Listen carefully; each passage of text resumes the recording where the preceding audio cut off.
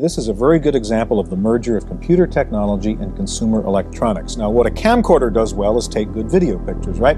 What a computer can do well is graphics, animation, music, and so on. This does both. This Canon camcorder has a built-in computer on a chip, if you will. Two of them, actually. One to handle animation and graphics, one to handle music. In fact, what this is over here, these are little ROM cartridges with kind of clip art libraries of graphics and animation, a clip art library of music and sound effects. It's really quite an astonishing merger of these two technologies we've been talking about.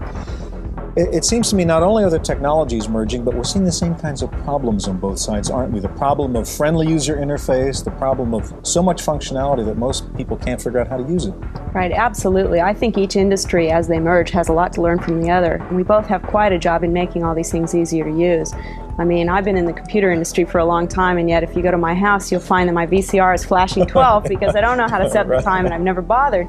I look at something like this and I can guess that half the people who buy it will never use more than the record button on the back. So I think we really have an opportunity taking this technology and making it easier to use, making it friendlier, so we get more out of the devices that we're creating.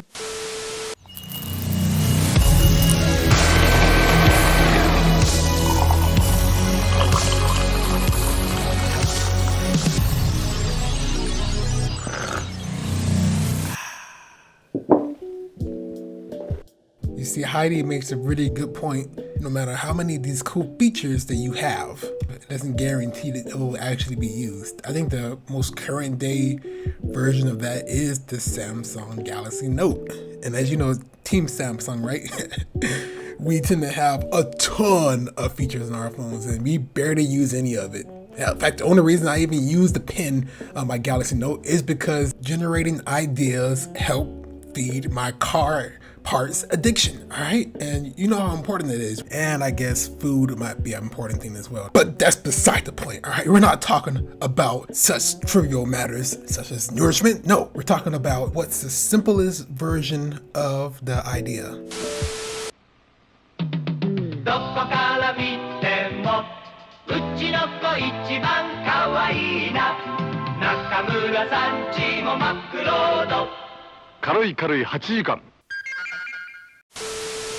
Yeah, see that right there? That's my boy. He's just like his daddy. He's always getting beat up. Always getting bullied. It's just the way it was back in this time. Don't worry, it gets worse. At work, boss does the same thing. When I get home, wifey does the same thing. Wow. Thanks to this new national VCR, got it all on tape. I got the receipts.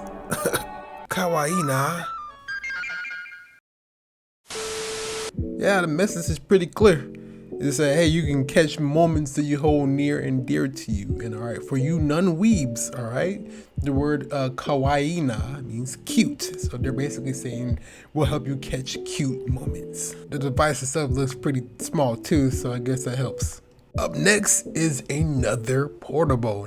Now, for the life of me, I could not find the original commercial, so this will have to do. So let's look at the product itself and compare, contrast. Let's go. If you're looking for real versatility, look no further than the Sharp VideoChamp 3300.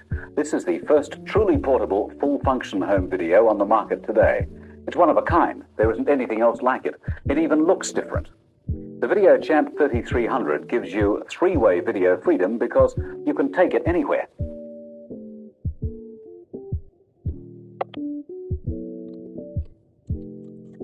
One, it gives you the freedom to use it as a normal home video with tuner, 7-day timer, picture search, in forward and reverse, stop frame, and remote control. In fact, all the features you'd expect from a top home video. Two, the real difference is the package it comes in because it's compact, upright, and lightweight. It gives you the freedom to move the VideoChamp from room to room, home to home, to the office, in fact, anywhere you might go. If you're into home movies, add a camera. The VideoChamp's compact design is ideal. There's even a shoulder strap included, and the optional built-in battery makes shooting possible anywhere. This three-way video freedom is made possible through clever design and a three-way power choice. Its built-in AC power pack is quickly exchanged for an optional battery pack. or an optional cord connection to your cigarette lighter socket. Plug the video champ into your TV set and it's ready to roll, to tape off-air, playback pre-recorded tapes, or those movies you've made for yourself. Remember, Portapack videos made by other companies can't do that, not unless you buy a separate tuner, timer, and a battery charger. As I said, the Video Champ is a fully featured home video that's compact, has a 3-way power choice, and is ready to go anywhere you go. Versatility is the keynote with the Video Champ 3300. Right, look at that. 2 separate devices and they do the exact same thing. Now we gotta put on our old hats because yeah, these things look big and clunky now. But back in the past, they were slim, fit, portable, small. Now it's a dumbed down example I'm about to use, but think about the point and shoot camera versus the standard DSLR. Both can handle the job of taking a photo. One just offers more options that, say, a professional would prefer to use.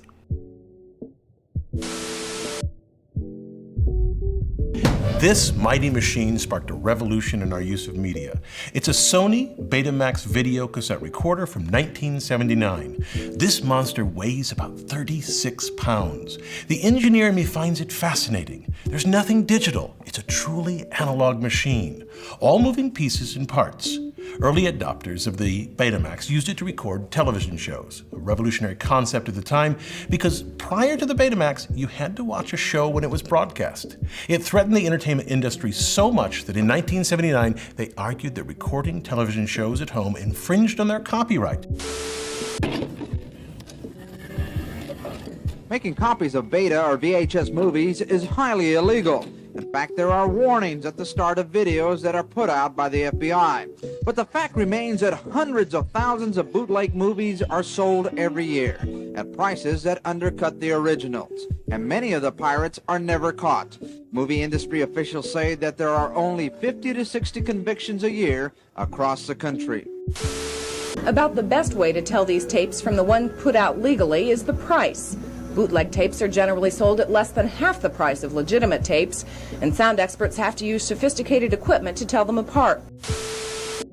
Federal authorities admit they don't have the manpower to investigate movie bootleggers full-time. The movie industry tries to patrol on their own. Officials say millions of dollars are lost every year to pirates. And because it is so physically easy to make copies, they don't see a downward trend in thefts. It all came to a head in a Supreme Court case, Sony Corporation of America versus Universal City Studios, where 5 justices allowed home recording. Although Sony won this court battle, they ultimately lost out to a machine that used this size tape. This is a VHS recorder made by Sony's great rival, JVC. Both machines solve the same problem: how to store information compactly on a tape. Here's the brilliant innovation used by both machines. The machine grabs the tape, drags it forward as this silver drum starts to spin rapidly. The drum has 2 electromagnets called heads arranged on opposite sides of the drum that read the magnetic information on the tape. That rotating head allowed for a compact recorder. In many previous recorders, the magnetic heads didn't move, only the tape. Because there was a limit to how fast the tape could move, it took a lot of tape, about a 7-inch reel, to record an hour, which meant that a movie would need 2 7-inch reels inside a cassette. So the rotating heads dramatically reduced the amount of tape needed, reducing the size to where it could be easily held in a cassette. So if the machines are so similar, why did Betamax lose to JVC? Why did USB-C beat Thunderbolt? This falls along the same line, the same thinking of the Betamax versus the VHS. I know we're kind of detouring here, but these 2 products were being sold at the same time, being sold to the same target market. So it kind of relates, right, a little bit. But back to the discussion, all right? Even though they're both industry standard, one has a bigger market. And as you guys know, the market always follows where the money's at. Many thought the Betamax machine would win. It had the better image quality, and the Betamax is decidedly better built. Compare ejecting a tape on the Betamax to the VHS. First, watch the Betamax. Note how smooth it is, and then watch the VHS. That's abrupt and will wear out the mechanism, yet, to my engineer's eye, the VHS was the better solution. First, the VHS was lighter than the Betamax, 29.5 pounds compared to 36 pounds for this Betamax machine. That's a huge difference for a mass-manufactured object. It impacts everything from material costs to assembly time to shipping costs. So, at the low end of the market, the VHS machines were cheaper than Sony's Betamax. Second, the earliest Betamax tapes played for only 1 hour, VHS played for 2 hours, enough time for a movie. The ultimate killer, though, was the rental market. Well, Betamax focused its ads and energies on time shifting. Their ads featured headlines like "Watch Whatever, Whenever." Well, JVC, the maker of the VHS system, created relationships with the nascent video rental industry. When this market grew, VHS dominated in titles, and you could for a while find both formats. Eventually, retailers began giving shelf space to the slightly more dominant brand, which then dominated even more.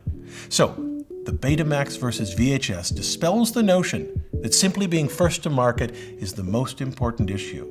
It reminds us that technical excellence in one area isn't enough, here the superior picture quality of Betamax, but that all technical aspects matter. For any mass-manufactured object, the winner is usually the one that is just good enough. So basically, it's like we're stuck in a loop, and hear me out, this is how it works. Back in the early, don't quote me, but I think it's 80s, 1980s, pickup trucks were cheap, which is why people flocked to them. And whenever you saw a pickup truck, that meant that, you know, it was middle class, or lower middle class. People didn't buy sedans because they were more expensive. Fast forward to now, because the market got so large because of how cheap pickups were, they raised the price up. And now the same draw that for the reason why pickup trucks became popular is completely distorted. Not even close by. Now those guys are filtering over to either crossovers or whatever sedans we have less, because those are going obsolete by each generation. So basically how it works is something starts off as cheap and it's cool. That's just the basis of a trend.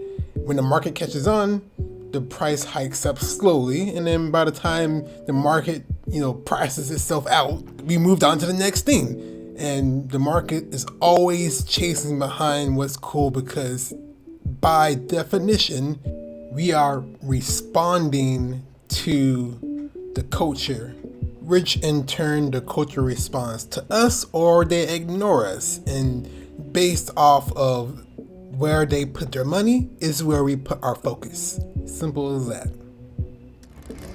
I say men love women. Even more than that, men love cars.